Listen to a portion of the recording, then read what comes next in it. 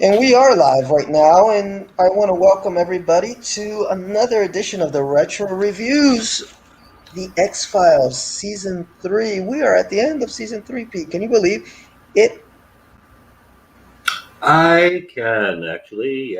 It's. I don't think it's gone fast. I don't think it's gone slow. It's gone just about the pace I expected it to from previous retro rewatches. Yeah, I felt it moved a lot faster than I imagined it would. When you mentioned that you were gonna rewatch the X Files, and I said, "Hey, I'm down with it." I'm like, 11 seasons. That's a lot of fucking TV. But I figured we'd be here until like the end of the decade or something, but we might get done before the end of this year.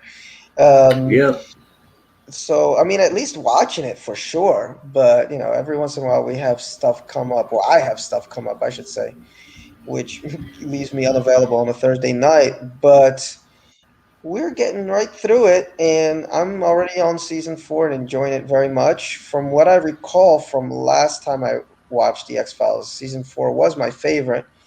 And it is damn good, although there are a few clunkers I've seen in the first couple episodes. But yeah, tonight, it's a guys, bit we will slow be. out the gate. Yes, it is. We will be talking Hell Money and José Chung's From Outer Space and Avatar and Quagmire and Wet Wired and Talitha Kumi will be the last episode, which is the cliffhanger-ish season finale. And then at the end of it all, we will give you we'll give you our favorites out of this batch, and then a season recap.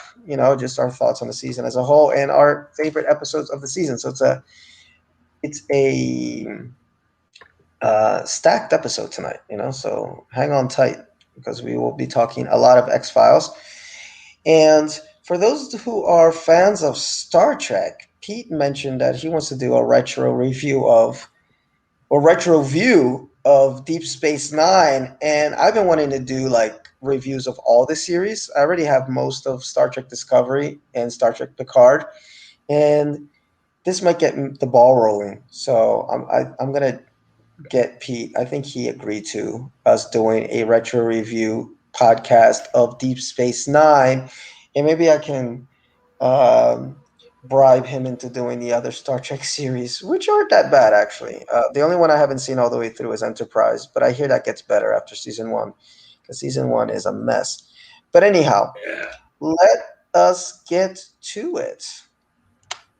But before we get to it, we're going to start with a little bit of news, which I had mentioned the last episode, is that Chris Carter apparently is talking to Fox about this animated comedy spin-off of the X-Files, which is called Albuquerque something or other.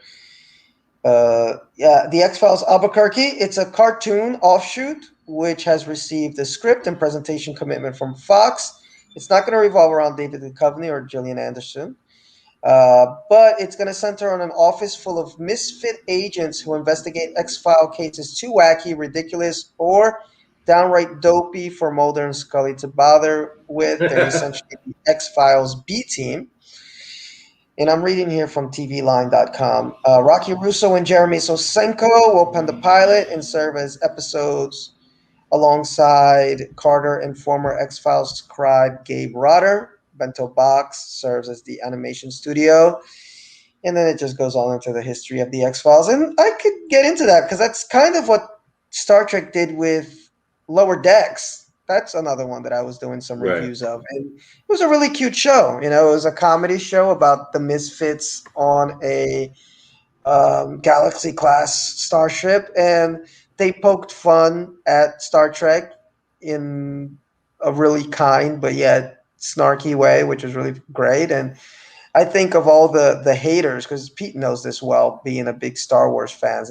That's not Star Wars or this is not Star Trek. You always get those Yeah. groups, but it's the show that I think it got the most unanimous love, almost like the Mandalorian on the Star Wars side, where everybody's like, yes, this is what we wanted. Star Trek Lower Decks is the one that's gotten the least bit of heat from the "this is not my Star Trek" folks. So looks like the X Files is kind of going in that direction, and I will dig it. I can't wait to see this. This article is from August 28th, 2020. Obviously, due to the pandemic and stuff, things are moving at a slug's pace, but I'd be more than happy to watch that. Although I'm not sure if it's going to premiere on Fox. Maybe it's going to be on Disney, because I know Disney just bought all the rights to the X Files. So if you want to watch X Files, get on Disney Plus and you can watch all the episodes in high definition and all that jazz. But anyway, let's get to it. I'm going to let Pete start today with episode 19, Hell Money, which premiered on March 29th, 1996 to 14.86 million people. Written by Jeffrey Vlammen, directed by Tucker Gates. In Chinatown, Mulder and Scully discover an illegal lottery in which the losers are forced to donate their internal organs. Yeah, yeah. So there's elements of supernatural to it at the beginning, but it becomes pretty clear we're just dealing with some sick, twisted organ trafficking shit that happens to play a bit on Chinese superstition and mythology.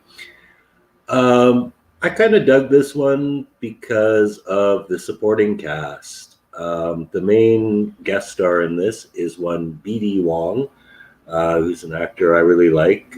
People may remember he played the chain smoking priest in Oz, and he also played Dr. Hugo Strange in Gotham. So he's had some pretty good roles over the years. I forgot he was in this. He's one of those guys that often gets like token Chinese roles, but it's good that there are actors who benefit from that because, 30 years ago they just yellow faced a white person. So it's great that there are roles for these Asian actors. And we see our girl Lucy Liu in there, plays his cancer stricken daughter. So, like this for the cast, I liked it for the Chinatown atmosphere, which is really easy to do in Vancouver because Vancouver is like 50% Chinese. And I believe they have the third largest Chinatown in North America, the largest being San Francisco's, which is what this is standing in for. The story overall wasn't that compelling because once we get past the fact that okay, the supernatural stuff is just a smokescreen, it's just a straight up like Chinese organ trafficking story, which is kind of a stereotype, but stereotypes exist for a reason, so not that unfair. Um, the story wasn't that compelling, but I enjoyed it for BD Wong. His character was kind of interesting because he was like the Americanized Chinese, but he was kind of clinging to the old ways to save his daughter. And let's face it, this gang was pretty nasty. They burned people alive. They cut people's organs out. Not really the nicest bunch of fellows. So just because it wasn't the work of ghosts doesn't mean that it wasn't a little scary. Yeah, this made the vulture list that we come back to every once in a while as one of the worst or the most embarrassing of the series. And I don't know, kind of agree with it a little bit, only because it's the X Files again trying to do the ethnic culture is what is scary type trope once more, and it gets pretty old fast. I didn't quite get the opening scene. These are just some notes I wrote. You know, Chinese lore is coming up, like these guys with the masks. Were they ghosts? Were they not ghosts? Were they just like ninja kidney takers? I wasn't quite sure. So I think it was unsure if it wanted to go supernatural or, like Pete said, just an organ donation ring gone wrong. Mulder again, and Pete and I had a discussion about this a few episodes ago, where I still can't get why he's so adamantly against anything dealing with like the Christian faith, but anything relating to Native American faith or African religions or this case Chinese religions, he really gets into it and he believes it's a ghost, that's killing, and but he can't open his mind up to Scully's belief system. For me, it felt like a season one episode, kind of boring camera, bad lighting. Almost fell asleep a couple times watching this one. Scully being extra bitchy to BD Wong was kind of weird, okay, but he does give her a nice smackdown, which is nice. So I do like what Pete said. It's the token Asian role, but hey, you got to start somewhere in the industry, right? Like at one point, Sidney Portier was the token black guy, but he opened the doors for a whole lot of people. Selling of black market parts in Chinatown. For me, I felt it was the worst of the season, if not one of the worst of the series. Like I wouldn't watch this episode again. Not as bad as Space in some of those, but I just felt it didn't know what it wanted to say at the end. It's just like here are a lot of really corrupt and wacky Chinese people. You should be scared of them. And that's kind of the only thing I got out of this episode. And it didn't look like Mulder and Scully, like the actors, I should say, Anderson and Duchovny, were even enjoying this episode. I don't know if you felt that, Pete, that they just looked bored. They were just like kind of going through the motions. But I don't know. Didn't feel like an exciting X Files episode, and it wasn't. Every once in a while, the X Files seems like it wants to dip its toe in like real, like true drama, like true crime or something like that, and it gets it right every once in a while, especially when it comes to like abduction of children, abduction of women, and stuff like that. Like kind of serial killer stuff. They're pretty good at that. But when it comes to like let's get nitty gritty, NYPD Blues type, Law and Order type X Files, for me it's always a fail. Like very rarely do they have an episode like that I enjoy, and this is definitely not one of them. So I give it 1 star. There, This is my 1 star. oh no, I liked it. I liked the like I said, the story wasn't much, but I like the atmosphere, like the cast. Another person in this cast actually who turns up a lot in token Asian roles is James Hong, who played the guy that ran the lottery. Um, he's in like countless forgettable movies, but I think the one everyone remembers him for is like the old wise dude in Big Trouble in Little China. Oh, I watched that movie for the first time a few years ago, so I wouldn't remember, but I liked that movie a lot. Um, but anyway, not my favorite. I'm glad you enjoyed it at least, because I was just like, "What the hell is going on with this movie?" It was surprising to see Lucy Liu. I had to stop and look that up and say, "Is that really Lucy Liu?" And And I caught her yes, it name in the is. credits. Yeah. Yeah, very young. Um, This episode, Humbug was supernatural for circus freaks. Is it just me, or is this the only episode thus far in the series, at this point at least, that doesn't actually have any supernatural elements? I realized that after I finished watching it. This is somebody in the X Files wiki. It didn't have supernatural elements, right? But it kind of played as No, if it's it just about did. the organ trafficking. Organ trafficking, but with a lot of religious, spiritual shit going on, and Yeah, because kind of that one dude at the nasty. beginning gets burned alive. Yeah, and then doesn't the dude get burned alive at the end too? The detective. Um, I I think he don't does. remember what happens to him. Somebody gets burned alive at the end, from what I recall. Let me see here. The hard-faced man later speaks Scully into the questioning room, smoking a cigarette. He Oh tries to yeah, justify yeah. the He game. wakes up in a crematorium. Yes, unbeknownst to the agents Yeah, in Neary, Chow is lying inside a crematory oven where he awakens and sees a blue lit pilot light. He watches as the oven is turned further on and flames rise. The wall of the oven itself bears a Chinese character of the word ghost. Yeah, so they did have that thing going with ghost and everything, but I don't know. Kind of it says here that Vancouver's Chinatown was used to represent its more celebrated counterpart in San Francisco and has stood in yeah, for Hong Kong earlier for the production of the previous season 3 episode Piper Maru. The scenes of this yeah. episode that are set inside the crematorium are actually filmed with a soundstage. So, oh, and what was the deal with the frogs emerging from the chest? That's why for me it was like a little confusing. It's like they added this stuff that could be supernatural but isn't. I don't know.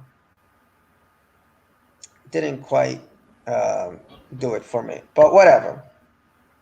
Let's move ahead to the next Yes. episode, which is a classic by by many X Files standards, which is Jose Chung's. I've been in Brazil too long It's pronouncing it Joe. pronounced Josie. It is pronounced Josie. Josie Yeah. Chung's from Yeah. outer space. Anyway, this originally aired on April 12th, 1996 to 16.8 million viewers, written by Darren Morgan, his last episode for the series, directed by Rob Bowman. An alien abduction of two teenagers with different versions of the same facts prompts a science fiction novelist to write a book about the incident. However, no one involved with the investigation can tell him the full story with any accuracy. Now, this could possibly be one of the weirdest openings ever for a Star X Files episode where the aliens are in the middle of Yeah. abducting the couple, the two kids, and then this weird ass wolf. I don't know what it is, like a werewolf creature comes down. It looks like one of the chess pieces in the Star Wars game, actually. Oh, there he is. He has like a cyclops ish. Oh yeah, could Yeah. be. I didn't notice that. Yeah. Um. So real weird opening. So you already know you're in for something wacky. And the two I just aliens turn and start talking to each other in English, too. yes, and That's they a mind smoke the fuck. cigarette. Yes, Yeah. and and it's like, oh, not this again. So but a lot of mind fucks going on in this episode. But that's Morgan. That's his mo. Unfortunately, I think he just couldn't keep up with the demands of the show, and he writing a weekly show, and he left. Um, I do like here that they use the term experiencer versus abductee because I thought that was a new term, but apparently not. Jesse Ventura. These are just random notes, guys, and then we'll discuss a little bit more. It's just stuff that stood out to me. Jesse Ventura. I had forgotten he was in this episode. I love it when I see Jesse Oh, I Ventura in hadn't. anything. I hadn't. I was looking forward to that. He's so commanding Yeah, in it, too. Many people exactly. mistake the planet Venus for a UFO. If you tell Yes. anyone you saw anything but the planet Venus, this is like delivery is amazing. Perfect delivery. Now, Jesse was great. We got a little cameo by Alex Trebek. Rest in peace. Yes, they're the More men in black. They are the Men in Black. We got some more alien autopsy jokes on Fox, and then a callback to the Yeah. psychics from Last Repose. I think Scully's watching TV and he's on TV.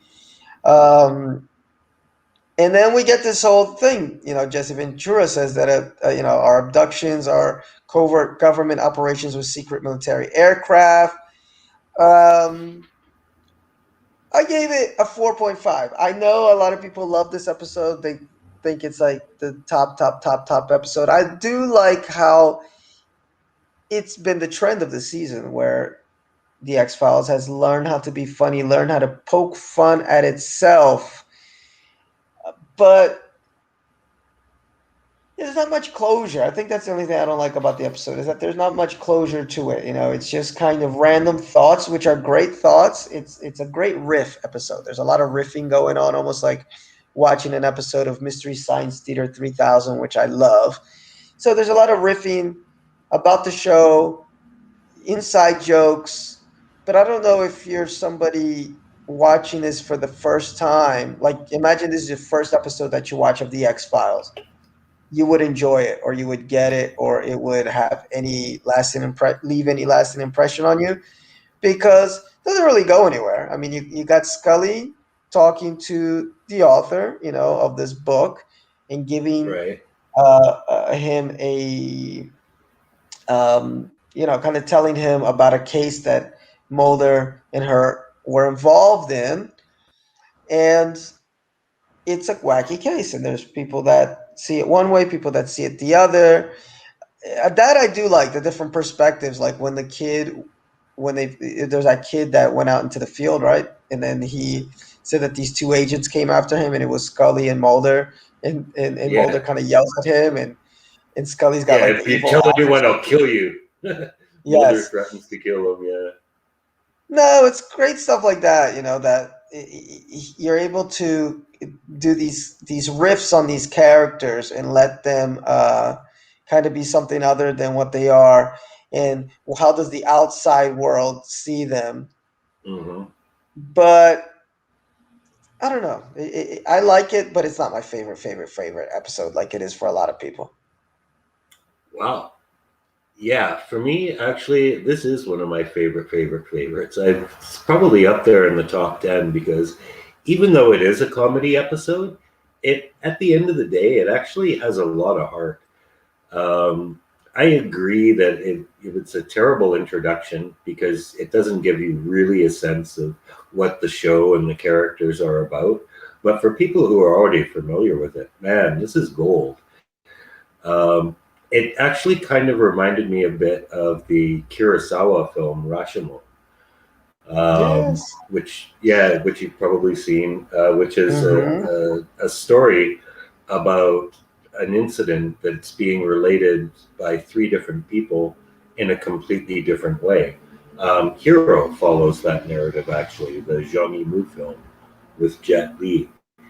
And so, yeah, basically, as Phil said, it starts off with this famous acclaimed writer, Josie Chung, interviewing Scully about a case that he wants to write a book about, basically just for the money. This guy's kind of slumming. We get the impression that he's like a Kurt Vonnegut type or whatever, but he just wants a cash grab. So he interviews her about the case, and then he does follow up, talking to different witnesses, and we get the story from the different witnesses. And I disagree that there's no closure. To me, it seems pretty clear at the end that what happened was that the government posed as aliens to abduct these kids and wipe their memories of having seen them testing experimental aircraft. And that's pretty much all there was to it. I think the story is pretty straightforward. And that's why there's nothing really at the end because they can't prove it. But the way in which the story was told was pretty funny. The Dungeons and Dragons playing character, love that guy. His manifesto that he writes, that he gives to Mulder, and Scully reads it, and she's like, it talks about his journey to the center of the earth or something like that. Mhm. Oh, I forgot about that. He was Yeah, one of my favorites. Yes. he was, and I like it when Josie asked him like, "Weren't you scared?" And he's like, "Well, you don't spend all those years playing Dungeons and Dragons without learning a little something about courage." Mulder's pie scene was pretty interesting too. That's actually related. It's not told from his point of view. Nothing is told from Mulder's point of view, actually. But Josie Chung relates it to Scully about Mulder coming into the diner and ordering a piece of pie and asking one question for each piece of pie until he's eaten the whole pie.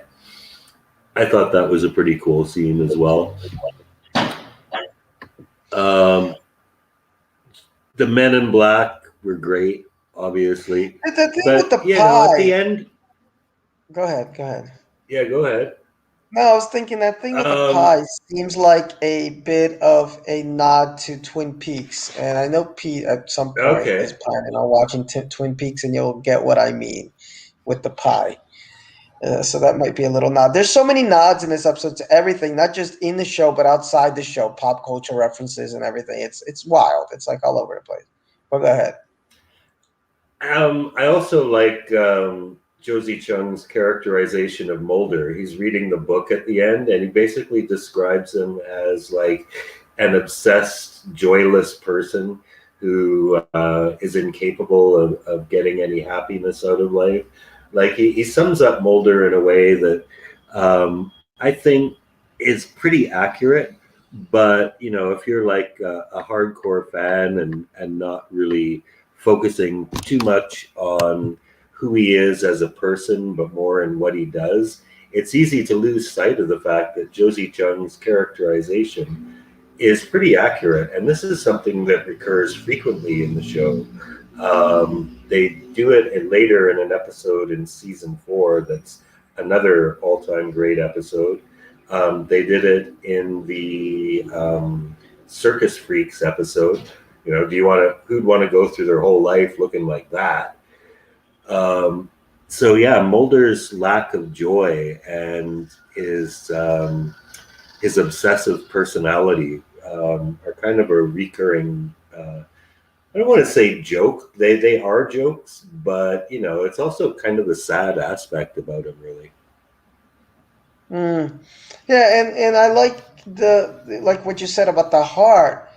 It really goes into the final monologue where Yes, yes. Chung says evidence of extraterrestrial existence remains as elusive as ever. He goes on and on. So he tells a little bit about what happened to Agent Diana Lenski, is a noble spirit and pure of heart.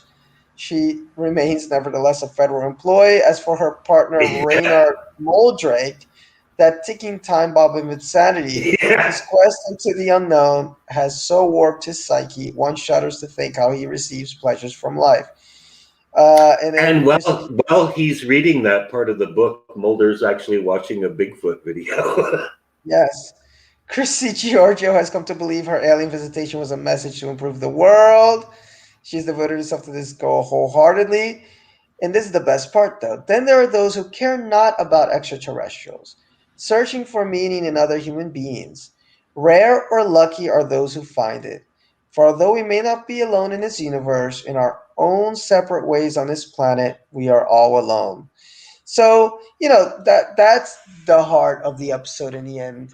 And it's Yeah, it almost was a a great scene. Especially, you can tell our poor boy is so heartbroken too, because his girl not only devotes herself to philanthropy, but turns her back on him.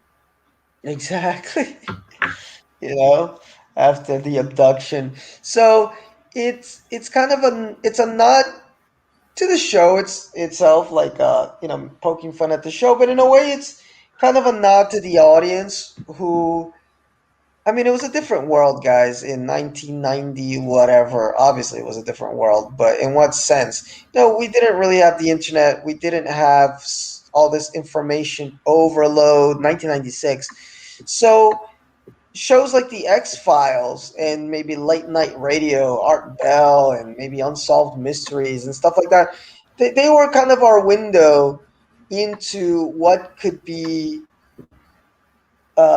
something outside of the normal, the out there, the conspiracies, and you could quickly fall into that rabbit hole. I know I did. I had when I was through high school into couple years of college, I was so wrapped up in this that because there weren't other things to distract you. There wasn't Facebook and like cat videos.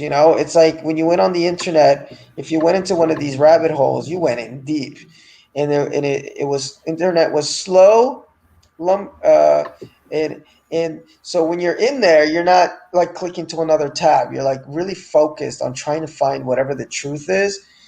And uh, Pete, I'm sure you remember. I mean, how big the X Files was at this time and how people took it so seriously on some level. It was a TV show, but was Chris Carter and company really trying to feed us real information? There was that. It's part of, the magic of the show that I think younger generations will never get, even if they end up liking the X Files if they watch it at some point. They'll never get that feeling of what the X Files represented at that time. So an episode like this is telling, I think, even the audience, just like you need to chill a little bit. Like you don't know what the truth is. And the important thing is what are the relations that you make with people? What are the connections that you make with people? Like what can you make out of your life that goes beyond these conspiracies? I don't know if people heard because nowadays it seems like there's more Yeah. conspiracy than ever, like the QAnon and the flat earth Hmm. and the anti-vaxxers and then the vaxxers and this and that and the Pizzagate folks. Um, and it's touching in that sense, because I don't talk to my brother anymore because he became one of these people. It's like I always like to say I love my brother. Whenever he comes back, I'm more than willing to have him back in my life. But whatever that person is that he became is definitely he's just a mouthpiece, almost like Mulder is, of all these wild theories of this and that and the third, and you don't really have that human touch and connection. And it's interesting because, like Pete said, like Rashomon, you're seeing it from different perspectives. So we see Mulder as Mulder in a way that's kind of cool in a way because that's how the writers write him. But how do outside people, how does that kid see Mulder? When he's walking up to you with that weird look on his face, all serious, I'd be kind of Yeah, freaked out. He's kind of a freaky dude. yeah. We get to see him in a better light because the writers give us the POV coming from his or Scully's side. So no, it's a great episode, guys. When I say it's not like my favorite, it's just that there's episodes that I'll go back to before this one, just out of pure entertainment value. But this one's very deep and very sentimental. In fact, I like Humbug a little bit more, which is written by him too, which has some of these same elements of uh, kind of digging in to the weird to get heart out of it, and what makes people really tick. But great one. So much has been said about this one that I don't think we got to go much further into it. And so we will move ahead to one that I completely forgot. I love when I see episodes that I just forgot existed. And this is one of them, Avatar. By the way, Mhm. José Chung's got 9.1 rating on IMDb, so real high rating there. But Avatar, 7.9 on IMDb, and it's 14 million viewers. And so the ratings holding steady for season three. Premiered on April 26th, and during a one night stand in the midst of his divorce, assistant director Skinner becomes a murder suspect. Mulder and Scully return the many favors that he has done for them by trying to determine what actually happened, all the while discovering more about Skinner's personal affairs. And what a wacky episode. And I was actually kind of glad I saw it. I think this is a Vince Gilligan written one as well. Is it? Let me see. Oh, yeah, I forgot to I say think who so. wrote it. Let me see here. This No, it is, was actually oh, no. Duchovny. Yeah, Duchovny Duchovny and Howard Gordon, and Howard Gordon. and Yeah. directed by James Charleston. Yeah, this is probably around the time when I was thinking about the book you were reading, the Duchovny book. And I was like, man, he's written some decent stuff. I mean, this is not a classic, but it's pretty damn No. solid. It's got a few things in it that kind of rubbed me the wrong way, but for the most part, Duchovny's kind of got a nice, wild imagination here. So Avatar, like I said, he has this one night stand. He's trying to divorce his wife, or No, well, she's actually, his trying wife to is trying to divorce divorce him. him. Yeah, his wife's Yeah. trying to divorce him. He's not in the mood for it. But boy, does he get some pussy fast, man. Yeah. Skinner. There was a bit of a discussion in the X Files group about But she who. was a prostitute, though. She was a prostitute. Yeah, but That's did how she he come got it on to so him as a fast. prostitute? I don't think she came on to No, him as a no, but prostitute. no, but she was hired by someone else to pick him up. But did he pay? No, Skinner didn't pay. The other dude did. He paid with Skinner's credit card. Oh, That's I why he got was you. he was framed. Yes. Okay. Yeah, but he still got it on. I think she would have Yeah, done he him. got some. He got some. And so that gets into the question that people sometimes bring up in the X Files groups: who's the hottest dude on the show? Is it Duchovny or is it Skinner? And man, there are a lot of women who are on Team Skinner, and they're like, okay, Duchovny's pretty boy, but when you want that man to do you right, they're like, Skinner's sexy as hell. And I agree. Skinner's got that, like, I know what the fuck I'm doing. Even though he gets bitch slapped a lot in the X Files, man. He He gets kicked, does. bitch slapped. Like, But you always do have this feeling like he could definitely beat the shit out of Mulder if he had to. Um, but anyway, oh, I wrote here, but he gets some pussy fast. Oh wait, bad pussy, bad pussy. Because the girl Skinner fucked woke up dead and strangled. Karina Sales. Yes. We get to see Sharon Skinner, which is nice, Skinner's wife, because up to this point, I don't think we got any of like Skinner's personal life. I had even forgotten No, that we he was have no married. idea that he's married.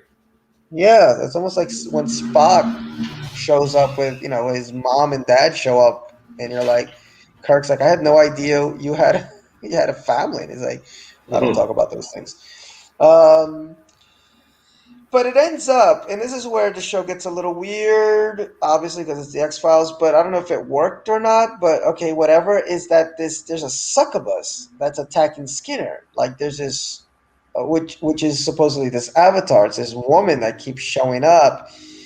But the thing is she attacking him or is she actually trying to help him? That becomes the Yes. question. But the first theory from Mulder is that yeah, there's these succubus, which are these creatures that would come at you at night and kind of try to suck the life out of you or make you do things that you weren't conscious of doing. But we do find out rather quickly that he is being set up. So I love episodes like this of the X Files, which are Monster of the Week ones, but they tie in to something that was going on before, which is the mythology arc where Skinner was at the diner or wherever, the little restaurant, and the men come up to him and they tell him to back off. Samantha, not Samantha, Dana Scully's sister. I forgot her name now. Kimberly, I think. I forgot her. No, it Scully's. wasn't Kimberly. Yeah, I forgot her name. But anyway, she got shot. She got killed, and they're trying to stuff this case. Melissa. And is it Melissa? And Yeah. then and then of course Skinner does get shot, also. And you think that's it, that's done. Those are the guys that are just trying to strong arm him to keep him in his place. But then this episode comes back and it shows how no, they're still trying to get him. So that's something now that's looming for the series, the fact that these guys really want Skinner out of the way. And it gave us a whole lot of Skinner. So, Yeah. oh, and I forgot to do this, which I really appreciated. Mitch Pileggi did a great job, carrying the episode.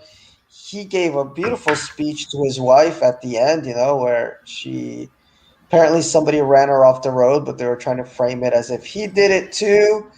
And gives her this great speech, which brings her out of her, coma or whatever she was in. But I don't know. I liked a whole lot about this episode. I gave it 4 stars. I had no memory whatsoever of ever having seen this one before, so it was new to me, and I really, really liked it. Okay, I remembered this one actually pretty well. I just couldn't remember where it fit in the mythology or in the chronology of the series. So, but yeah, I remember it was memorable. I don't know if it was memorable for being good. It was just memorable for being different. It is a Skinner centric episode, which we hadn't really seen before. And Mitch Pileggi is a pretty good actor. He's actually the only actor to play two different roles in both versions of Dallas. So that's a fun, interesting bit of trivia there.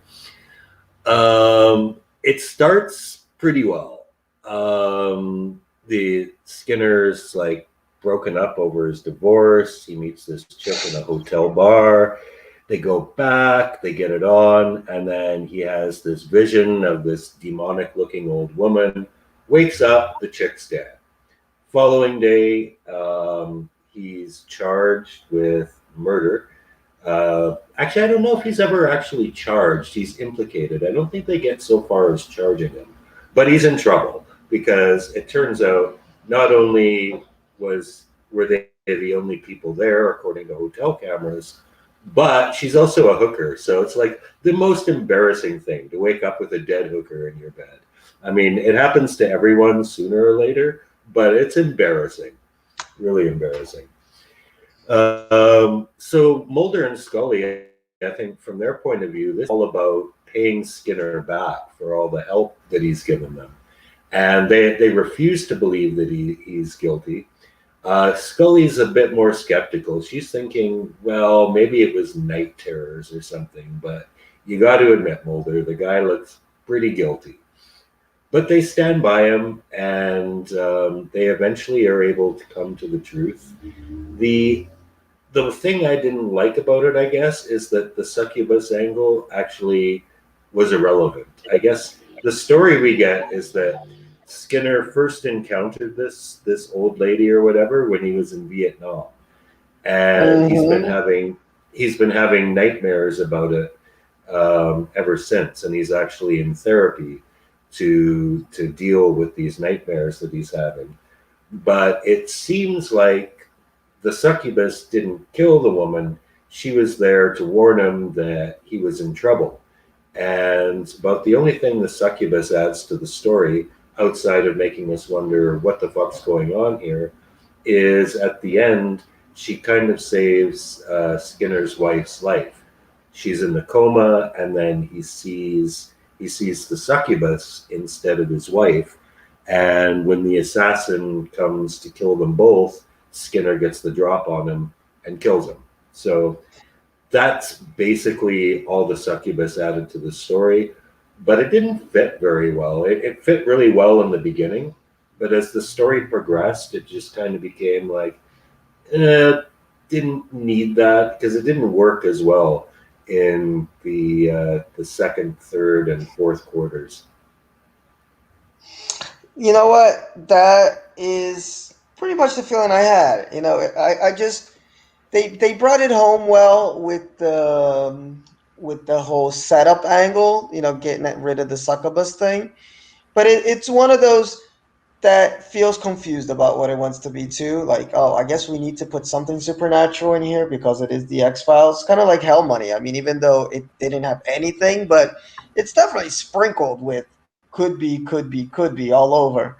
And this one is Yeah, even a little bit more than could be because you do see the image of the old lady, but it's kind of irrelevant at the end. So yeah, the X Files sometimes gets into this trap of like, whoa, we got to put something supernatural in there because it's the X Files. But it didn't take away enough from the meat of the story to make me hate it. I was like, wow, this was kind of an impressive, solid little 40 minutes of TV, and I dug it. I dug it. So and so I gave it so many a mark as high as I did. But anyway, let's move ahead, guys, because we got a few more episodes to go to clean out this season. Not clean out the season, finish the season. Man, guys, I'm tired. Been working all day. Anyway, poor Quag. Poor Quag. Queequeg, yeah. Yeah, which means what? I forgot. She said what it means in the episode, but I forgot what. It's the name of I believe it's Ahab's second mate in Moby Dick. Oh yeah, the second mate. Yep, yep, yep, yep, yep, yep, yep, yep. Oh, so upsetting, so upsetting. But anyway, this episode premiered on, let me see, May 3rd, 1996, so right around now, many years ago. In a small town, Mulder and Scully investigate rumors of a prehistoric lake monster called Big Blue. And it premiered to 16 million viewers, written by Kim Newton and directed by Kim Manners. Got a pretty high rating on IMDb, 8.3. And what do you think of this one, Peter? I absolutely loved it. I think actually there's a great scene between Mulder and Scully near the end that I think is just like one of the most well written scenes in definitely the entire season, but possibly in the entire series, just for like sheer human dialogue between the two. But yeah, this one, it's I wouldn't call this a comedy episode. It's a monster of the week episode, but it's definitely a little tongue in cheek. The fact that Scully's dog is named after a character in Moby Dick very much parallels the theme of the episode, which in fact is a lot to do with Moby Dick.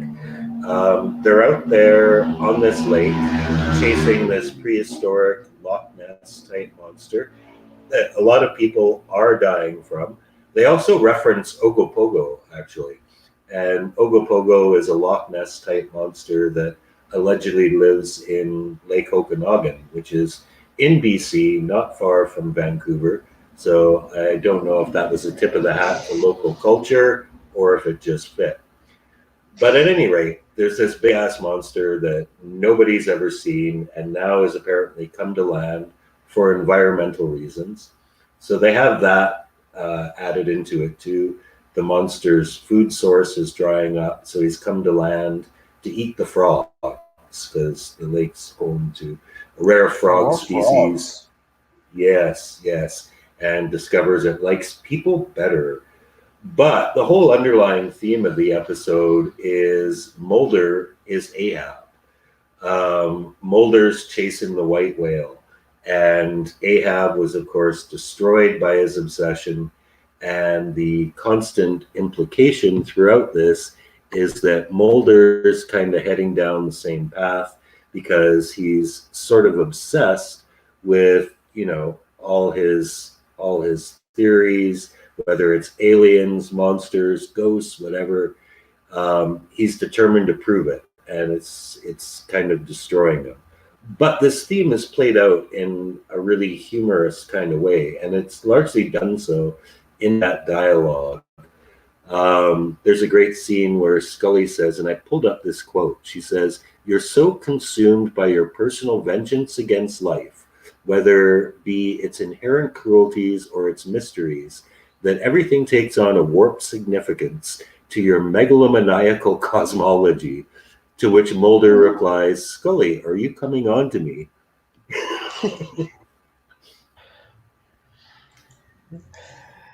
I But agree yeah, with that you, was what I man. liked about it at the most.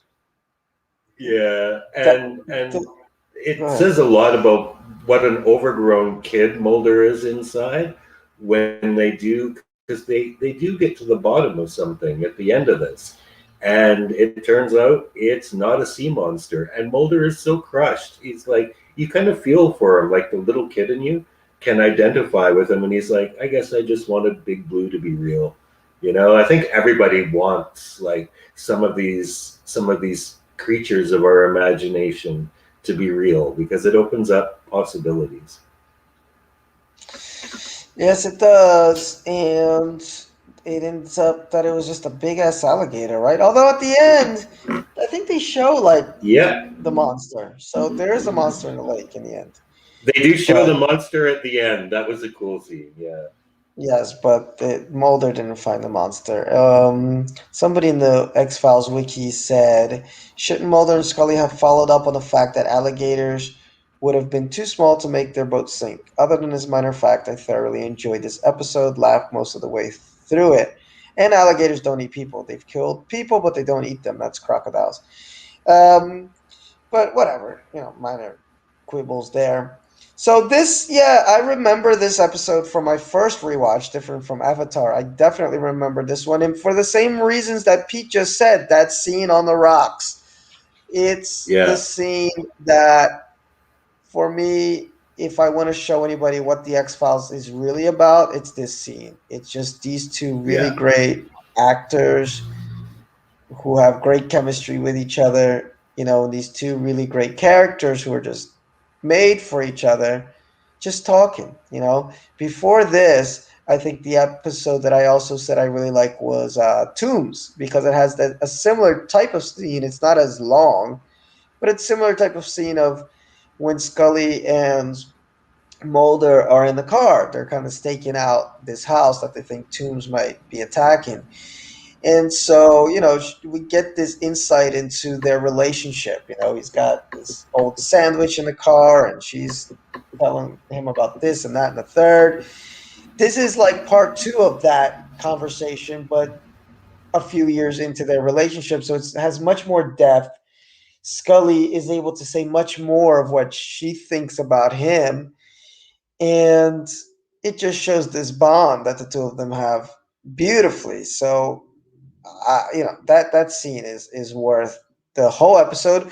Which for me, it's cute. It is for me. It's just a funny kind of um, cutesy type of episode for the X Files. There's nothing really scary about it. Nothing overly mysterious about it. It's just a vehicle to get these two characters to talk. And oh, Pete, you're good at this shit. Is that kid that's getting high? Is that the same kid from the cockroach episode? Or no? Oh yeah, it is. Actually, I'm looking at the wiki right now. The character Stoner and Chick, played by Tyler Labine and Nicole Parker, first appeared in the War of the Coprophages. So yes, it is. Oh no, Pete just got knocked out, guys. What time is it? Yeah, it's 11 o'clock. He has this thing where his internet just dies every hour. So it is that it's the hour. Okay. But yes, it is the same kids from that episode. So that was a nice little callback. And the best part of the episode, there it is. Pete's coming in. It's that on the hour internet knockout that Pete gets, but he's back. So Pete, I was just Yeah, asking you. I guess you got knocked out, but those two kids that were getting high, they were the same kids from the War of the Coprophages. So they they used to get were. high all Yeah, the time. Yes. And according to the wiki, it says Darren Morgan reportedly made uncredited contributions to the script, particularly on the conversation on the Rock. Hence, there are several references to his previous season 3 episodes. Now, let's get to our friend Queequeg because fucking Lord, man, Scully's the worst dog owner on the fucking planet. Like, come on. yeah, You're you bring the dog out in the middle of the woods. The dog's not that big where it should be really that difficult for her to control it on a leash, but she barely holds on to it. I think secretly she wanted this dog to die. I remember from yeah, the first time I saw this where she let this poor thing die. I hated Scully for a long time after that. I was like, how could you do that? I have a pretty big dog. Pete's seen him. I mean, he's mid-sized. He's not like a golden retriever's big, but he's a nice sized dog. Dude, even distracted, I mean, he just doesn't have enough force to just run off. I mean, I got to be holding on to the leash like really light. Like my little cousin once let him go by mistake. He was kind of holding the leash too tight and then he saw another dog and he just dashed. But how could she let this little thing die, man? So this is a 5 seconds of silence for Queequeg. All right, I don't feel like doing 5 seconds, but okay. How upsetting! How upsetting! So no more of this dog, which I'm sure is just because the writers or the producers are like, fuck, we got to keep writing this dog into the scripts. Let's just kill him off. Poor thing.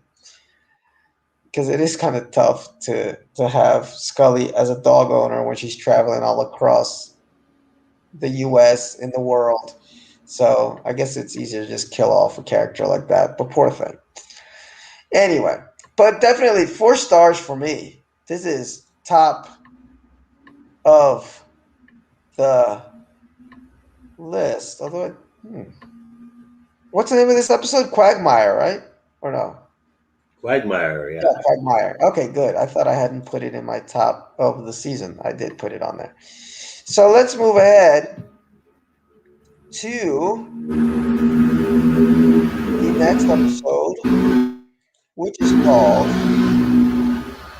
Wet Wired, which sounds like a porn name, but the only one I trust. Anyway, I forget if it's me or you, because my ass is tired, man. Is it's it me you. or you? Yeah? Alright, well, there we go. Wet Wired, It's the you. 23rd and penultimate episode of the third season, premiered on May 10th. That's an important day, May 10th. I forgot why. To 14.48 million viewers. It has an 8.5 rating. As the agents investigate a series of murders committed by ordinary citizens angered after seeing illusory images, Scully's trust in Mulder is put to the ultimate test. Mulder has another informant now, because Mr. X is dead, which is that blonde lady who played. She Laurie played Holden. the girl in The Walking Dead that nobody liked. Yeah, Oh, I yeah, didn't hear yeah. you. The What did you say?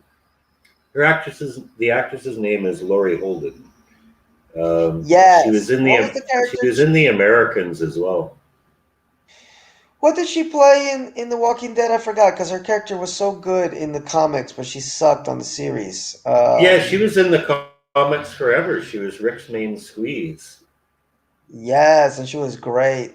She actually, well, spoiler, she does die very shockingly towards the end, but she was a great character, real badass, kind of almost like a Carol character. But unfortunately, on the show, they didn't write her that well, and people really, really, really didn't like her at all. But anyway, I remember when I saw her on The Walking Dead, I was like, I know this lady from somewhere. And then I remember it was The X Files. She's the new informant. Um, so it's another episode of people seeing things. Same concept as the electronic message episode, but a little bit better. And X Files also tends to do this, Mhm. because you have a 24 episode season that's on first run where it's not like you can it's not like Netflix where you can binge watch them and watch them a million times over. You missed it, you missed it. If you're lucky, you caught it on a rerun. Yeah. Uh, so that gives writers a lot of opportunities to kind of rework an idea, rework a theme 2, 3 seasons down the line, which is what for me Wet Wild felt like, because we did have a few episodes before where people were induced into doing stuff due to like radio signals or whatever the hell, electronic signals.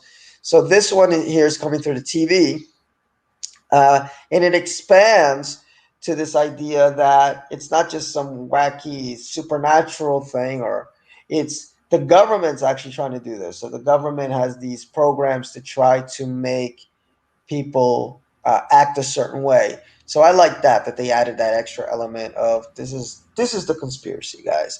Um, Scully ends up going mad, in this. Yes. We just had the episode where Mulder was the one pointing the gun, and now this is Mhm. Scully pointing the gun and going insane. So Scully gets to do a lot of crazy stuff. Naked lady in the ice cube, this is the stuff that I love about the show, where they always bring in real life stuff. Where they're like, hey, the folks at Madison Avenue have been doing this forever, putting in secret messages, subliminal messages when you weren't paying Yeah. attention. What's to say they're not doing it now? Mulder doesn't go crazy because he's red green colorblind. So, a little trivia for the X Files fan. Mr. X shows up in the end, and he's the best Hmm. asshole ever. Did I say Mr. X died? Spoilers, he didn't die yet, but he does show up at the end of this No. episode.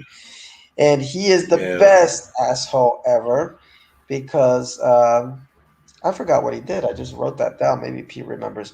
Um, and I we do. think Oh, he we know why. steals the chip. He steals Mulder's evidence. Yes, but we find out that he's also double crossing the cigarette smoking man. So that's why he's the best Yeah. asshole ever, because he knows he's faster and quicker and better than Mulder, but he actually is trying to help Mulder with, by double crossing the most dangerous man out there, the Emperor Palpatine of it all. Uh the cigarette smoky man who, like Palpatine, apparently can survive high power blasts to the face. But anyway, and dude, I just like this episode. For some reason I didn't put any more notes than that. I just put stuff that stood out for me. I like that we got to see some more lone gunmen doing their um, detective work to find out what is in that chip.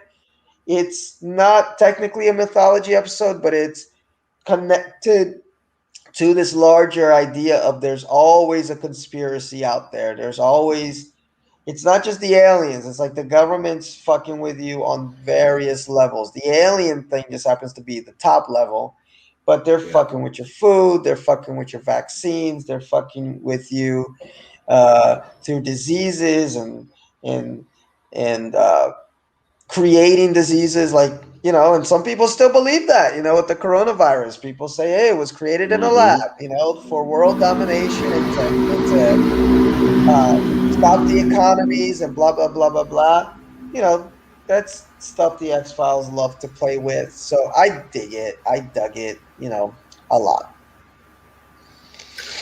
Yeah, I like this episode as well.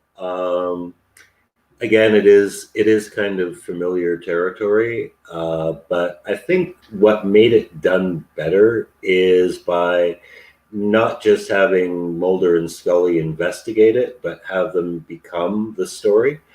And I think that makes us a little more emotionally invested in it because we largely see the story through Scully's point of view.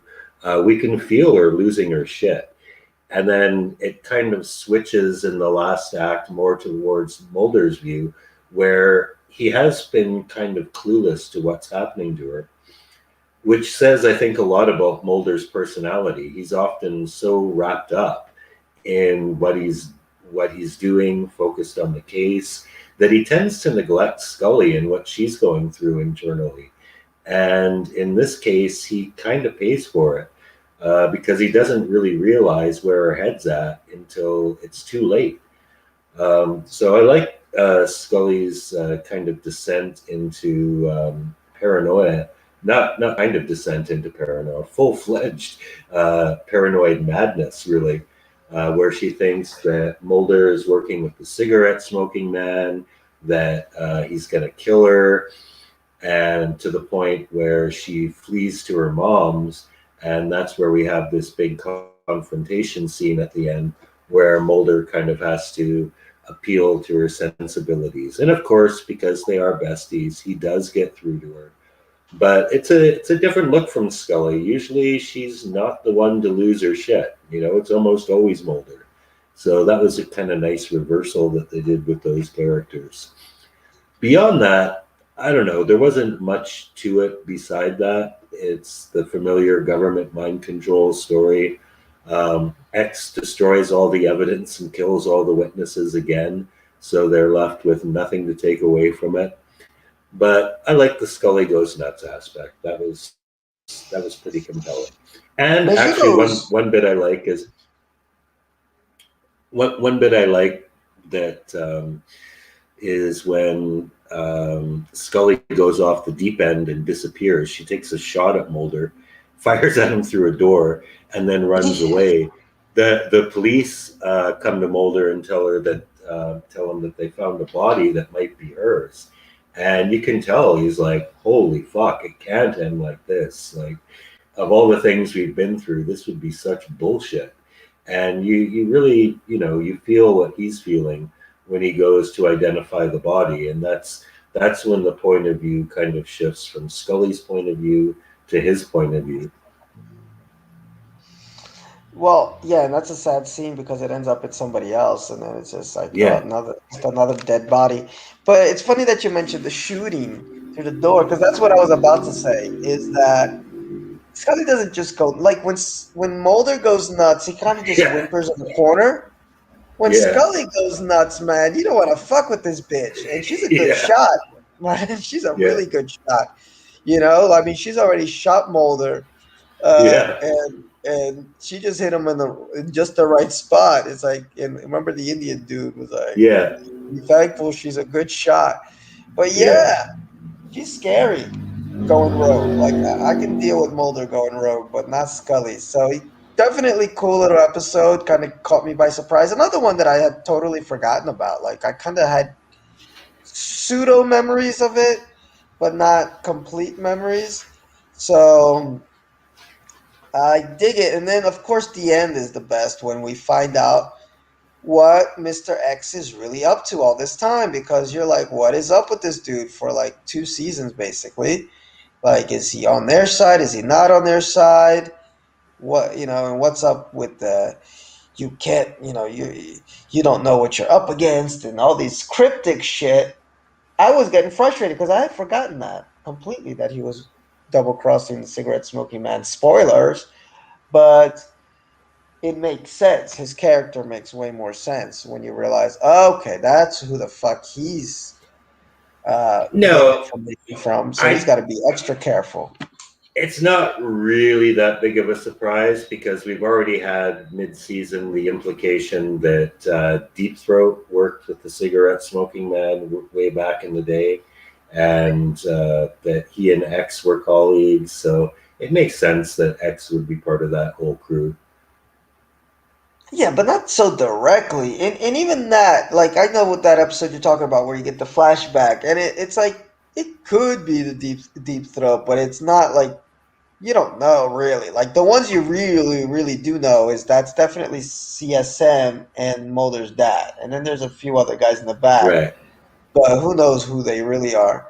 Where this just like brought it down to like, yeah, this is the dude.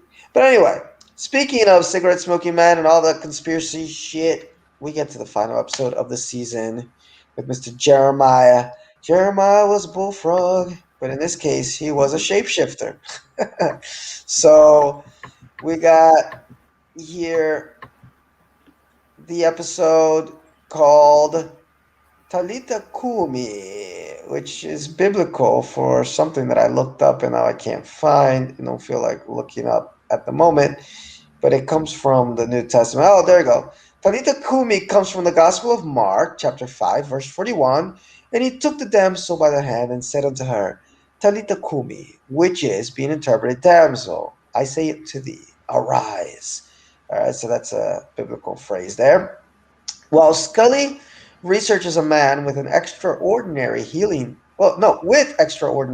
abilities named Jeremiah Smith, Mulder finds evidence of a deadly alien bounty hunter. My favorite character Yeah. back, the X Files version of the T-100, whatever number it is, Terminator.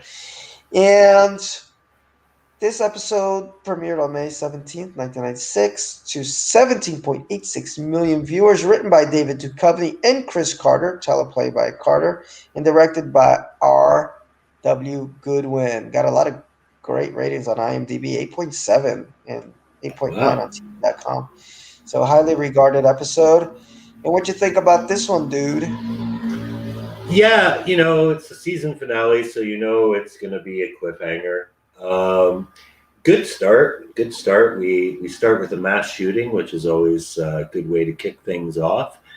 And we have our healing buddy who manages to heal one of the victims and then mysteriously disappears. So all these two-parters, they begin with a detective story, basically. And that's what I like about them, the way it starts very innocuously, although I don't know in this case the mass shooting is all that innocuous, but whatever. It follows their detective story basically into trying to find out who this guy is. He's got a very biblical name, Jeremiah. You don't get much more biblical than that. Yeah. Um, but it becomes pretty clear that he is, in fact, a shapeshifter. In the background, though, we have this whole story going on with the smoking man and Mulder's mother. And that kind of interrupts this investigation because we have a scene where the smoking man visits her at Martha's Vineyard in her cottage there. They have an argument, but it's pretty clear that these two have a long relationship going back a long ways. And in even further insinuation that they were pretty close, but not anymore. Mhm. And Mulder gets news that his mother has had a stroke, and X passes on a photograph of that meeting. So instantly, Mulder is inclined to believe that the smoking man is responsible. His mother gives him a clue that leads to his discovery of the syringe that can be used to kill the alien bounty hunter stashed in their summer home in Martha's Vineyard. So this is the connection between the two events. She's trying to get him this weapon that is of vital importance. And this basically what it boils down to make a complicated story very simple. Smith is an alien. He's an alien shapeshifter. And just like that mid season 2 episode, bounty hunters are going to come and kill him. That's what it boils down to. And this ends in our cliffhanger where Smith is confronted by the bounty hunter while Mulder and Scully try to protect him. And that's a wrap on season 3. Pretty much, Pete said it all. The opening scene did grab my attention with the shooting and the shock about, cigarette smoking man and Mulder's mom and this connection that he had. And I love how he said Builder, he was intimating that Bill Mulder is not as good as this cigarette smoking man when it comes to Yeah. everything. Yeah. He just wasn't as good as me, not in every way imaginable. But then Mama Mulder ends up in the hospital with a stroke. Doesn't really explain, I guess maybe just from the stress of it all, or did the CSM actually do something to her? No, But I think she stroked from the stress. I could think the be. only reason why that scene was relevant, though, is because X was watching the whole thing, and he's the one Yes, who saved her life. So exactly. solid, a solid done for Mulder by X. Exactly. And she does eventually write Palm, which, her brain is all scrambled up. So it's like, look in the She means lamp. lamp. Yeah. Yes. So that was a nice little word mystery there. And I didn't catch that Mulder's parents were divorced. Like, was that ever since season one? Like, ever since we saw them? Because now that I'm thinking back, Um, when did I'm that thinking happen? that in the episode with the Samantha clones, it's implied that they're divorced, but yeah, I'm not 100% sure either. Yeah, it wasn't that clear to me because, like, I think they were in the same house when we first met them, but maybe they're not. I don't know. That kind of took me by surprise. I was like, they're divorced? I love this line: "Science is their religion.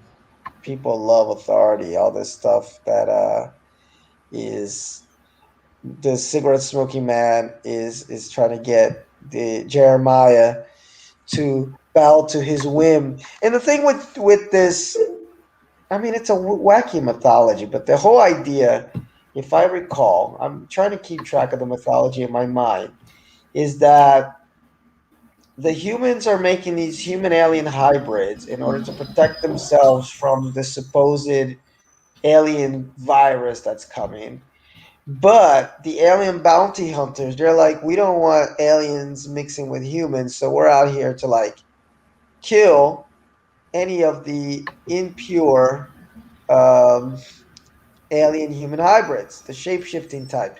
So that's why he's on Earth, which is why Right. he doesn't give a shit about killing humans. He's just like, okay, I just want to kill whoever the shapeshifters are. I don't care what the humans are up to.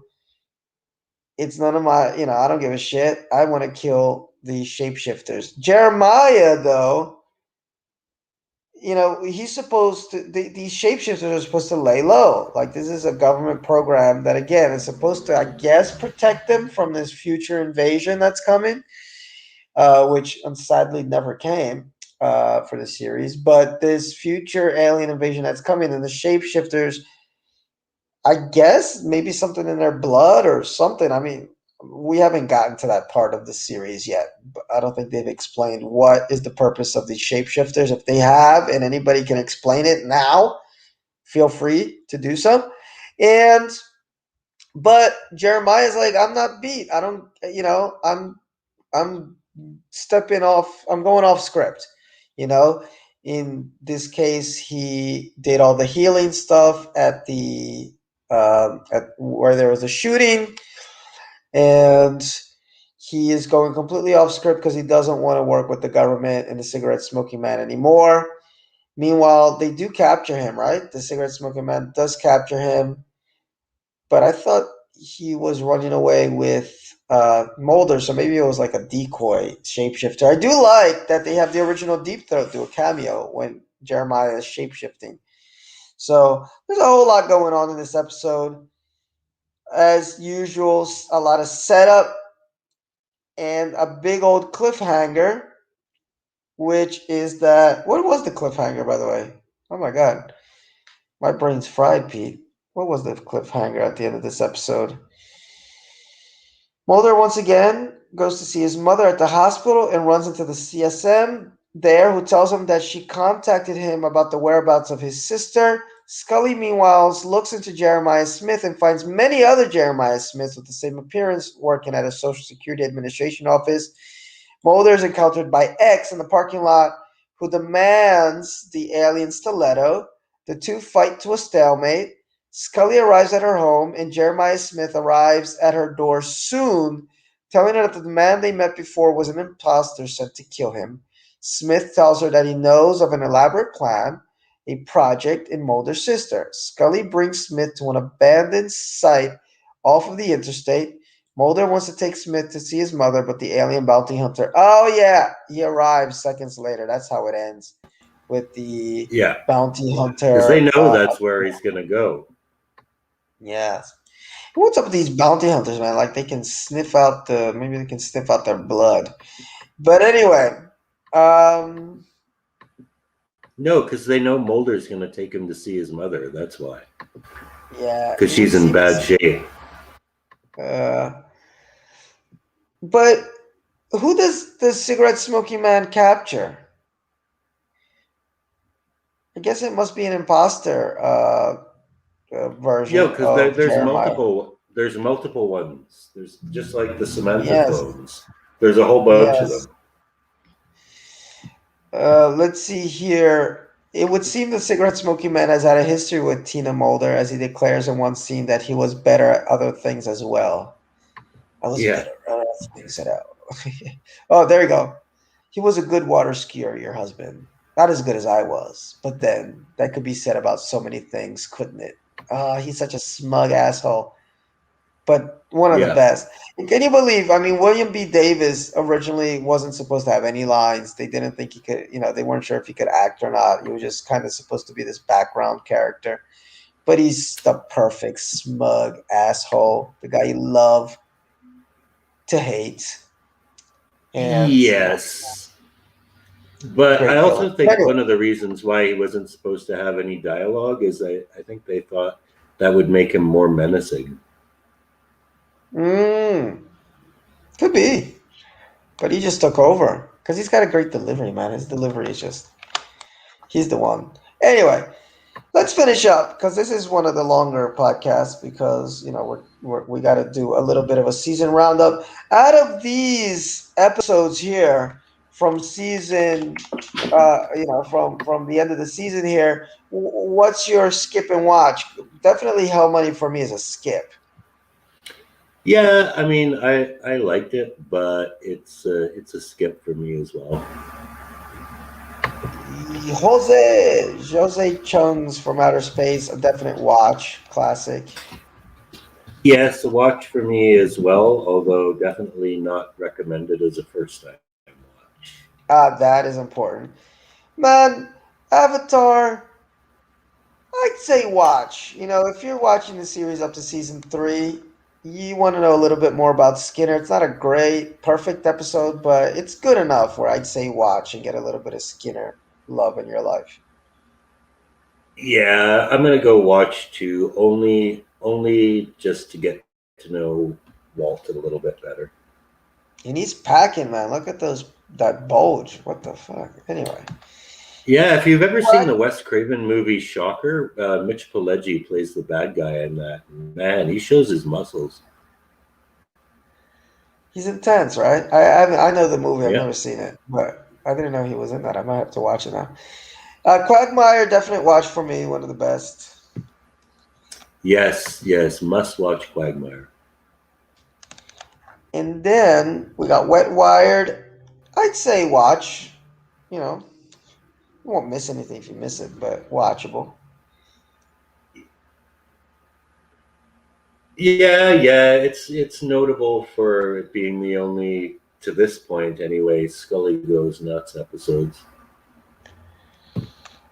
And then definite watch for Talitha Kumi only because you won't know what the fuck's going on if you don't watch it. If you're following the mythology, you gotta watch these, and it's pretty Yeah, deep. yeah. A good It mythology. was a good episode though. I liked it. Yes. Yeah. So anyway, now let's get to season three. General thoughts on this season.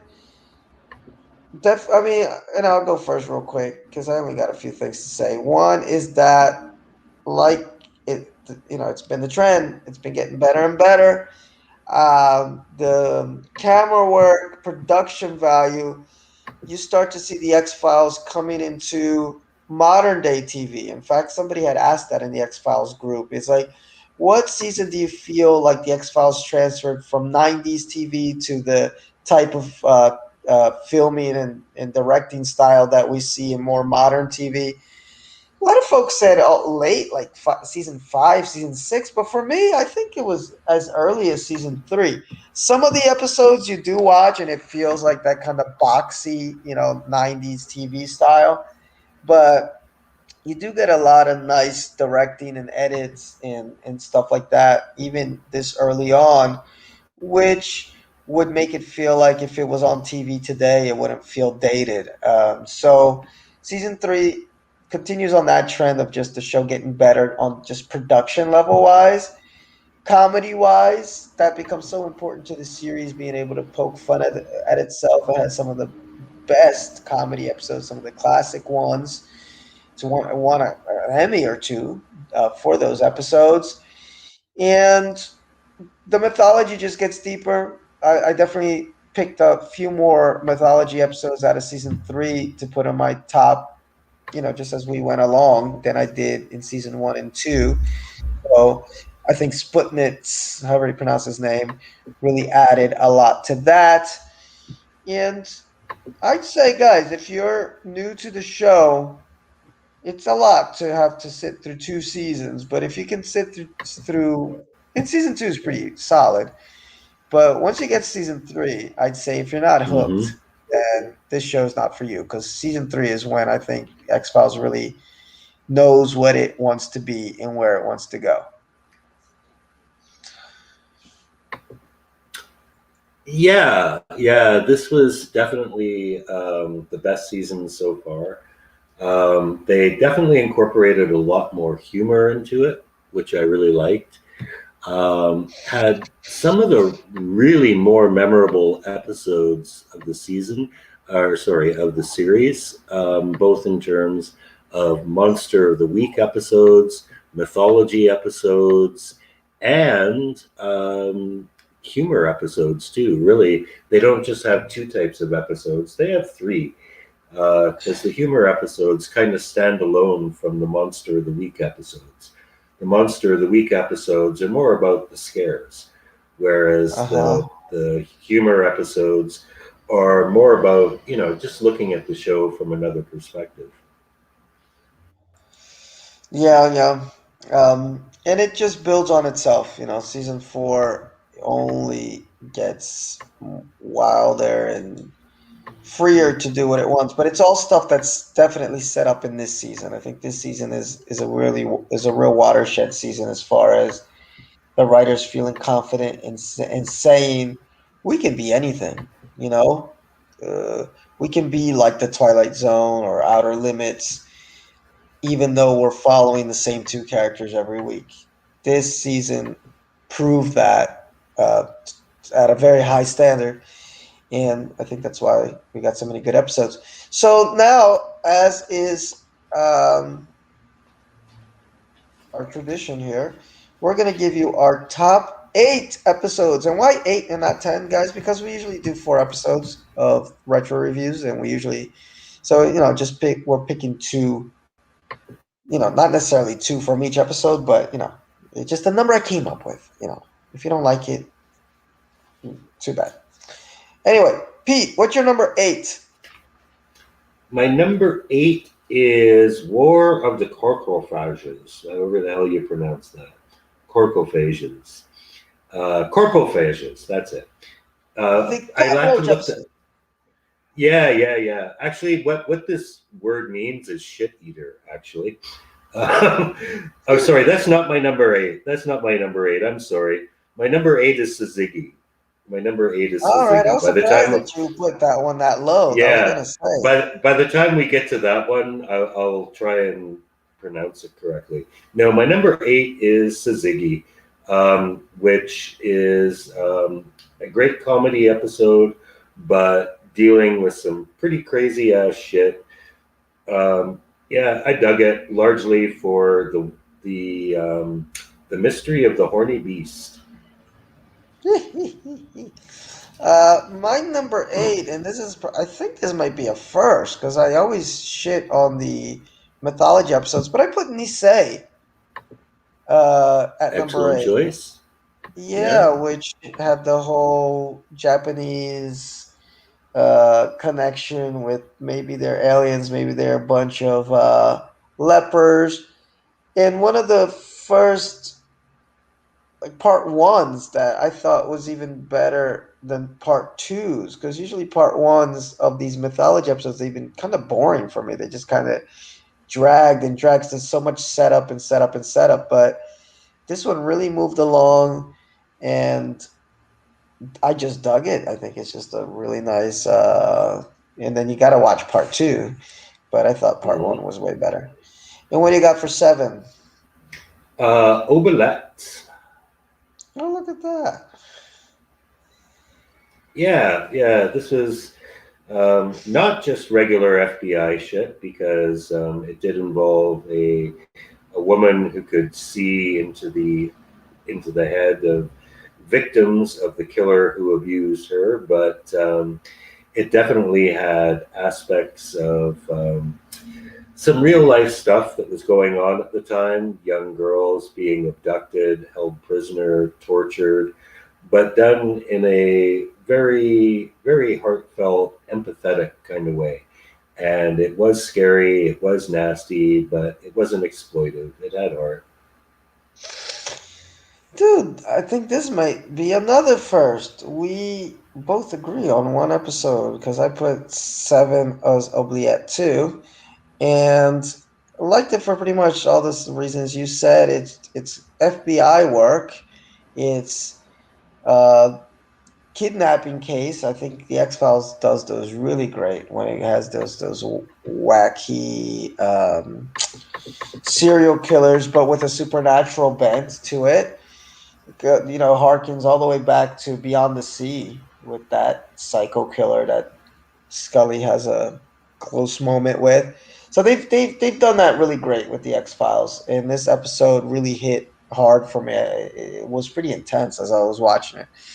Really well acted and well scripted. So I definitely dig it. And then what do we got for number six? I believe I chose Apocrypha. Oh, I had forgotten about that episode. Yeah. Well, it's the black oil. It's a Uh watershed moment. huh. Actually, Apocrypha appears first in Piper Maru, but Hmm. I thought Apocrypha was perhaps a bit faster moving episode. Actually, no. I think in our original review, I complained that they spent too much time in the hospital, but it is where you get the resolution. And if you were going to watch one without watching the other, you could probably get by with Apocrypha because they give a recap of everything that happened in Piper Maru. Whereas you Yes. won't gain anything from watching Piper Maru by itself. That's a really good one. I really like that one. I had forgotten about that one. Yeah, that's a great mythology episode. And for me, I thought it moved pretty fast, but I remember you complaining about that. So that's a surprise that that's on your list. Number six, I put Quagmire, which we talked about tonight, because it's what the X Files. It's the bread and butter. The meat and potatoes. It's Scully and Mulder on a fucking rock just talking to each other, Yeah. and that is what makes this show tick, and it's what unfortunately made a lot of people leave the show when the company left for a couple seasons. even though that is a pretty There's good season 8. But there's there's some good yeah. kills in that episode too. And which one? Oh yes, we Quagmire. didn't talk about that. Some real gory Yeah, kills. Some really yeah, gory kills. We didn't even mention that. Yeah, so there's a lot of good kills. There's a lot of good everything in this episode, and it's the closest we get to a Loch Ness monster episode too. And we had talked about this before, like stuff that the X Files doesn't touch because it's so big. Like, how could you? There's not enough nuance to it where you can make it mysterious, like Bigfoot or yeah. or the Loch Ness monster. And even this isn't technically the Loch Ness monster, but they managed to get a way, to get around that and make a sort of pseudo Loch Ness monster story and make it interesting without even really focusing on the monster. It's just the this little town of folks out in the middle of nowhere, kind of like Northern Exposure meets the X Files. But cool. Up to you. I think, is this your number 6 now, or are No, you this already is at my number 5? 5. Yeah, my number 5 is Nisei. Um, for most of the reasons that you said, and also one of the reasons why I endorsed the season 3 finale, because these two-parters, they always start with the detective work, but then they just take off so fast, and that was pretty much exactly what happened with Nisei. Started with them innocently looking into this UFO autopsy video, and then shit just blew right the fuck up. And of course, it has one of the most iconic scenes in the whole series with Mulder's big jump on the train at the end. Don't jump on that train, Mother. Don't jump. At number 5, I put José Chung. Okay, really classic episode. And like I said, I love it. But as far as episodes that I go back to and things that like stand out to me, it doesn't rank as high as the ones I'm gonna mention, obviously, because it's just a riff episode. It's like it's a riff on the show, the riff on the mythology, the riff on even the viewers, and it's really masterfully done, and it's got a lot of heart, but it doesn't give me like that those Mulder and Scully moments I'm looking for, or that scary villain that I'm looking for. So, which is why I rank it a little bit lower out of my top 8. But it's still a great episode. Not taking anything away from it. Go ahead. You're 5. My 4. Oh yeah, yeah. I guess you went first. I don't know. I'm lost here. But go Yeah. ahead. Yes, you're But 4. yeah, my 4 is Too Shy. Um, Too Icky as shy. all hell. Yeah, villain was really, really gross. Oh shit! I Um, forgot about that.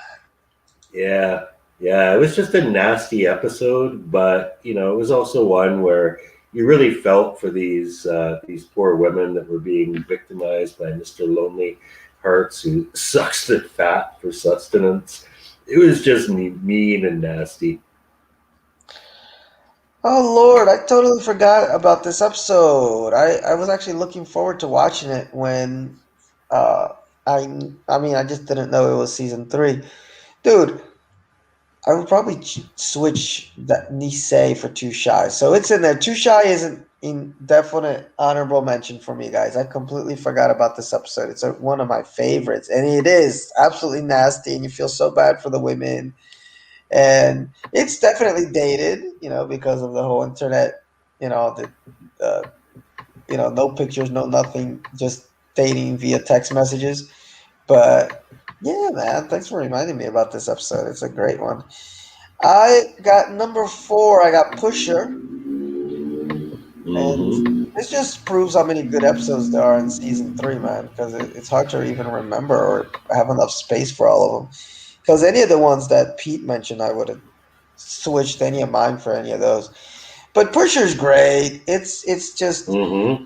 bare knuckles again, doing some FBI works with a really great villain who just seems unbeatable and nearly pushes Mulder over the edge. One of the few, actually the only other villain that shows up in a later episode, which I have no memory of, so I'm looking forward to his second appearance. But like Hmm. Toombs, he shows up twice, and there's nothing you could really say bad about this episode. It's just really well written, and I think it's a Vince Gillian episode It too. is. It's So his first, I believe. yes, and I think he wrote one before this, but one of his definitely early ones. But anyway, great episode. Great episode. Yes. All right. Let me try this again. My number three is War of the Coprophages. Yes, Hmm. that looks to be the right pronunciation, which does mean shit eaters. And this wasn't the first comedy episode, but it was the first one where they'd really kind of made a commitment to doing these types of episodes. And boy, they nailed it. Uh, Thumbs up for Bambi. Um, Thumbs up for the humor. And yeah, that's pretty much it. Number three for me is Sizzy, Ah, the nice. other comedy episode that just cracked Yes. me up so much. And just to see Mulder and Scully out of character, which is kind of what Clyde does too, but this one is even more out of character, and we find out it's because of some astrological event that's making everybody act weird. We got the weird twin sisters who They're not twin what was it? sisters, they're besties. No, I'm They're sorry. just Yes, friends. they're just friends. I'm saying, you know why I'm But thinking twins, because they talk at the same time. They're like hated yeah, it, and they or I have don't the know what the same fuck they say. birthday. They have the Yes, same they have the birthday, same but they're not birthday. twins. Yes. Um, and eventually they kind of get at each other on some astrological level. But anyway, the charm of the show though is all the riffs between Mulder and Scully, where Scully is totally jealous of this other detective that Mulder's working with. Mulder's always rubbing it in this detective's face that Scully never believes anything, and it's the show poking fun at itself again, and stuff that the audience knows that Scully's in love with Mulder, but she can't admit it. In that Mulder sometimes I think he thinks Scully is a bit of adult. Like, how can you not believe this stuff? Like, after all you've seen, how many times? That's like one of the famous Mulder lines. Is Scully, after all you've seen, So it all comes out this episode, and it's pretty damn great. I love it. And then it's you, number Okay. two. It is. My number two is Quagmire. Yeah, I was. I mean, I've seen this episode several times before. I knew it was coming, but when I saw it was coming, all I could think of was that like end scene with them on the rocks. That was just quintessential X Files. Brilliant writing. I love the fact that the monster turned out to be an alligator and that Mulder was disappointed. So yeah, one of the best of the season for me. Definitely a good episode. For my number two, I'm going with the War of the Coprophages. Another one that I was looking forward to watching at some point. I didn't remember if it was season three or five or whatever. But quick pace, funny. We got Dr. Bambi. We got more Scully jealous of Mulder with another woman because, the whole episode, Scully's just kind of helping him via the telephone and discrediting his more paranormal explanations of why these cockroaches are killing people until he mentions Dr. Bambi. And then Scully's Hmm. on the next plane. Scully's on the next plane Yeah. over to wherever he is. I think he's in New Hampshire or Boston. He's up in the north, New England somewhere. Um, so really funny episode, really great episode, and it's the charm of the series. It's the comedy stuff that they've figured out how to do in season three and onward. Yes, yes. And I have to say, I totally fucked up here because I'm looking at my number one, which is my number one. But I actually, if I thought more about this, I think I probably would dump Suzuki and make Pusher my number two and José Chung, number one.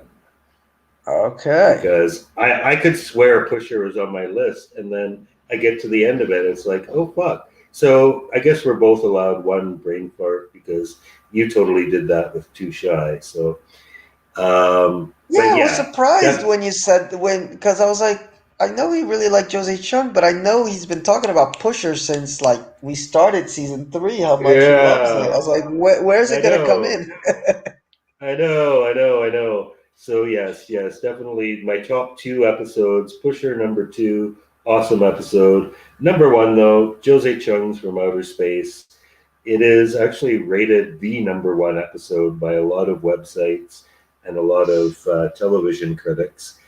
And I don't think that's completely undeserved. I don't know if I would rate it the greatest episode. I don't know that I could rate a greatest episode because there's just so damn many of them. But for this season, yes, it is my chat. And my number 1 is one that wasn't even on your list, but I think you could tell because of how much love I gave to it when we were reviewing it, which is Clyde Yes. Bruckman's. This Yeah. episode just touches me on so many levels. That's the heart, like where I get Jose Chung's got heart too, but Clyde just has it on a total different level for me. And a lot of it has to do with Boyd. That's his name, right? Boyle. His Boyle. Boyle. Yeah, Boyle's depiction of Clyde. He's just so sincere, just this kind of old man, just trying to get through life and trying to figure out why he has these visions and what it all means. And one of the first episodes where, again, so many first and third season, but where the writers were able to shift the focus from Mulder and Scully, and they become observers. Uh, surrounding this great character that they created in Clyde. And I believe he won an Emmy for that, if I'm not mistaken, He or at did, least yeah. or maybe the show won. Yeah, either that or the show won for best writing. But in either case, that's the charm. That's the magic of this episode too. For me, is that we are Mulder and Scully, just watching this guy go about his business and try to figure life out. So one of if we at the end, if we do like a series recap, I'm sure it's going to be in my top 10. So I really love it. Although the real winner tonight is Darren Morgan, because he wrote both of Pete and I's favorite episodes for season 3. Unfortunately, he left the series, but yes, this is a Darren Morgan penned episode also, and the guy was just genius, real genius. So that's it, y'all. We're done. This is Alrighty. one Yeah. of our longer podcasts because it's a I whole season know. recap. Thank But God we got off to a good start. On time. yes, yes, yes, yes. So guys, hopefully, Lord willing, we'll be here next week talking about season 4, where we'll get to talk about a whole lot of crazy stuff that's going to go on. And thanks everyone who's listens. Thanks everybody who subscribed to the channel. Man, we've grown our subscribership. I mean, we were under 200, Pete, when we began this whole mess. Now I think we're at 220 or 230 subscribers. So we got at least 40 or 50 subscribers in the last couple months. Some of it due to the X Files reviews, some of it due to the Brazil Expat Journal. But we are always thankful to anyone who takes any time out to listen to this nutty show that we put together. And it's here for, forever. So hopefully, we can listen when we're both old and senile, Pete. We'll listen back and say, Yeah. hey, we were old and senile back then too. So Yeah. that's that's what it's here for. All right, y'all. Have a great evening or morning or whatever it is that you're listening to this. Bye bye bye bye. And trust Cheers. nobody.